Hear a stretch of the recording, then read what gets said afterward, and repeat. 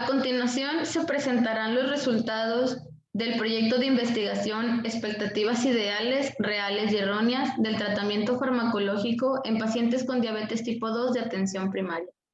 Yo soy la doctora Angélica Juárez y voy a presentar esta investigación para ustedes.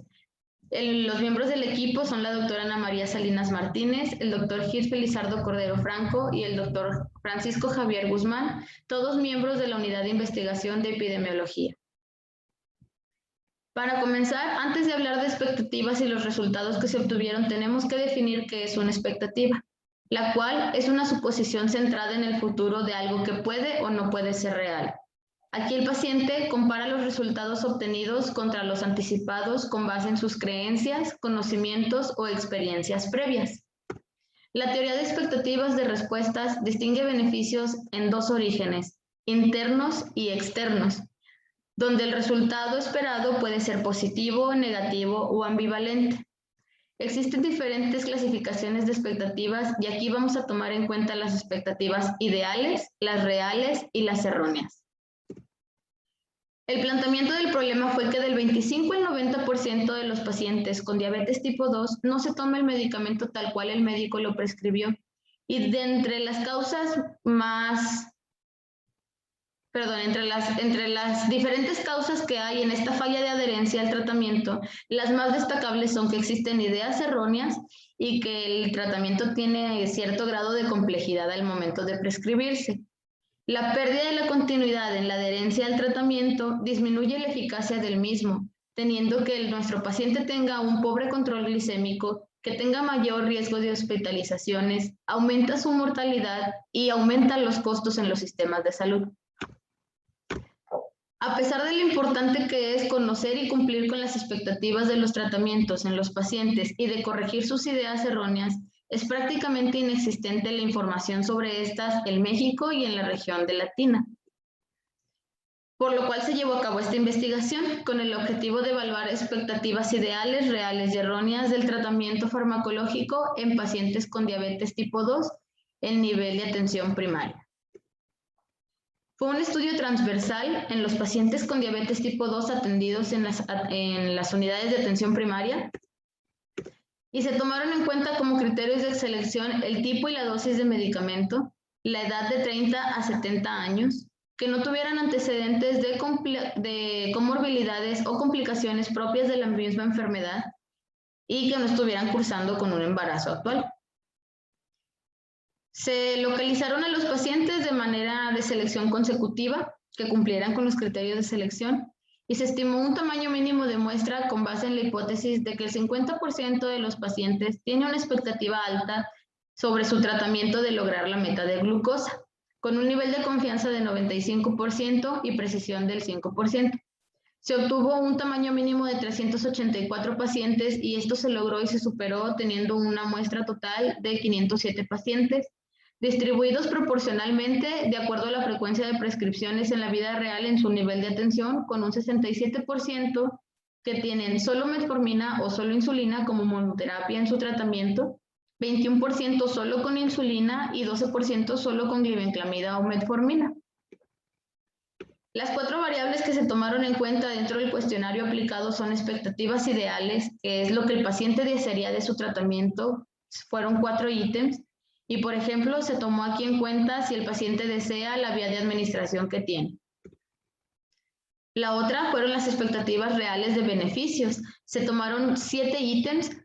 Estas son las expectativas que existen en la literatura ya descritas, por ejemplo, reducir los niveles de glucosa a las cifras deseadas, los efectos adversos y su cumplimiento con la expectativa que tenía el paciente en términos de menor, igual o mayor a lo esperado, y las expectativas erróneas, por ejemplo, que la diabetes se cura con el tiempo. Para esta sección se tomaron en cuenta 4 ítems. Este fue el flujograma del procedimiento para la aplicación del cuestionario, donde primeramente ubicamos al paciente en su unidad de atención. Se verificó que contara con los criterios de inclusión en la investigación, que cumpliera con el rango de edad adecuado y el tipo de medicamento que se solicitaba para este tratamiento, para esta investigación, disculpen. Se pidió que tuviera por lo menos 3 meses con su tratamiento para darle oportunidad a que experimentara efectos adversos y pudiera crearse una expectativa. Se obtuvo un consentimiento informado previo a la aplicación del cuestionario. Posterior a la aplicación del cuestionario, se tomó peso y talla en básculas calibradas diariamente. Los resultados obtenidos fue una muestra en promedio de edad de 55 años, con un tiempo de diagnóstico con su enfermedad de 10 años aproximadamente, en su predominio femenino, con pareja en ese momento, con una educación de preparatoria o más, residentes del municipio de Monterrey. La adherencia, el tiempo y la dosis del medicamento se separó por grupos de tratamiento, en donde más del 70% de los pacientes mencionaron nunca o rara vez olvidar la dosis o aplicación de su medicina, en un promedio de 6 y 7 años con el medicamento, con una dosis diaria de aproximadamente 2 a 3 pastillas y 1 o 2 aplicaciones de insulina. Las expectativas ideales fueron que los pacientes, el más del 80%, desearían tomar menos pastillas o tener menos aplicaciones de insulina al día, sin diferencia por grupo de tratamiento. También, más del 90% desearían tener un receso temporal de su tratamiento sin diferencia por grupos de tratamiento. Sin embargo, en la expectativa de desear cambiar la vía de administración, el grupo de las insulinas tiene una diferencia significativa en donde la mitad de los pacientes desean cambiar la vía de administración. Las expectativas de resultados positivos en el grupo de metformina y glibenclamida se obtuvieron muy similares a lo descrito en la literatura, en donde el 50% espera tener resultados positivos. Sin embargo, en el grupo de la insulina se superó esta cifra del 50%, en donde alrededor del 60% de los pacientes espera tener resultados positivos con su tratamiento. En cuanto a los efectos adversos y el cumplimiento de estos, 1/3 de la población usuaria de metformina refiere haber experimentado efectos adversos con mayor frecuencia de lo que esperaban. En el grupo de las glibenclamidas, la ganancia de peso fue el efecto adverso experimentado más frecuente de lo esperado, al igual que en el grupo de las insulinas, donde la ganancia de peso fue lo reportado con mayor frecuencia a lo esperado.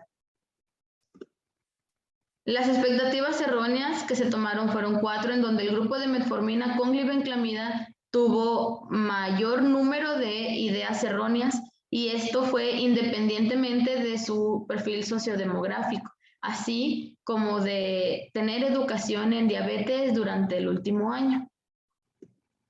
En conclusión, las expectativas ideales más frecuentes son el deseo de tener un receso temporal del tratamiento y de tener menor número de pastillas o aplicaciones al día.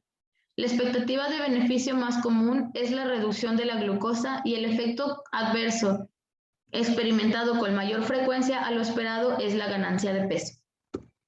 Las expectativas erróneas más comunes son poder suspender el tratamiento al alcanzar una meta de glucosa ideal, y el pensamiento de que puede llegar a tener complicaciones a pesar de tener una adherencia a su tratamiento.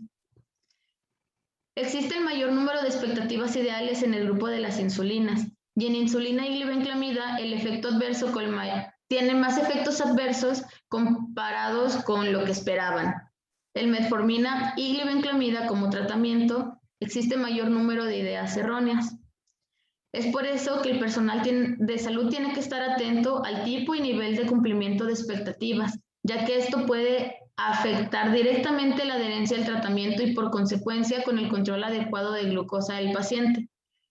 De aquí la importancia y el interés de medir las expectativas ideales, reales y erróneas sobre el tratamiento farmacológico en pacientes con diabetes tipo 2 atendidos en las unidades de primer nivel. Quedamos abiertos a la sección de preguntas y respuestas, esperando que podamos participar.